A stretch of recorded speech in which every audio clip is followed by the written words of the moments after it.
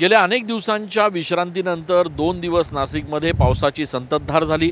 खास करून धरण पाणलोट क्षेत्रामध्ये चांगला पाऊस झाला आणि त्यामुळे आता जवळपास 15 ते 20 दिवसांनंतर नाशिकच्या गंगापूर धरणातनं पुन्हा एकदा पाण्याचा विसर्ग सुरू करण्यात आलेला आहे। हा विसर्ग अत्यंत कमी असला तरी सुद्धा गंगापूर धरणातल्या एका दरवाजातनं सध्या पाण्याचा विसर्ग सुरू आहे।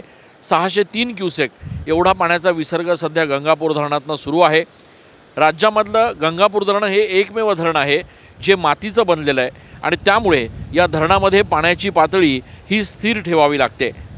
पावसाचा अंदाज घेऊन धरणातनं सातत्यानं पाण्याचा विसर्ग करावा लागतो आणि त्यामुळे आता गंगापूर धरण साधारण 60 ते 62% भरलेलं असताना कॅचमेंट एरियामध्ये पुन्हा एकदा संततधार पाऊस सुरू झाला आहे आणि त्यामुळे पाण्याची पातळी या ठिकाणी स्थिर ठेवण्यासाठी गंगापूर धरणातनं पाण्याचा विसर्ग सध्या सुरू करण्यात आलेला आहे। पावसानं जर पुन्हा पुढच्या काही दिवसात जोर पकडला तर निश्चितपणे धरणातनं पाण्याचा विसर्ग वाढवला जाऊ शकतो।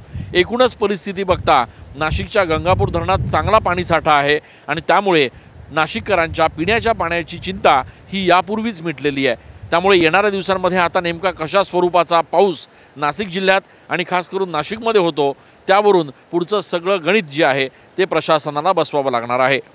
कॅमेरा पर्सन आकाश येवलेसह मी चंदन पूजा अधिकारी TV9 मराठी।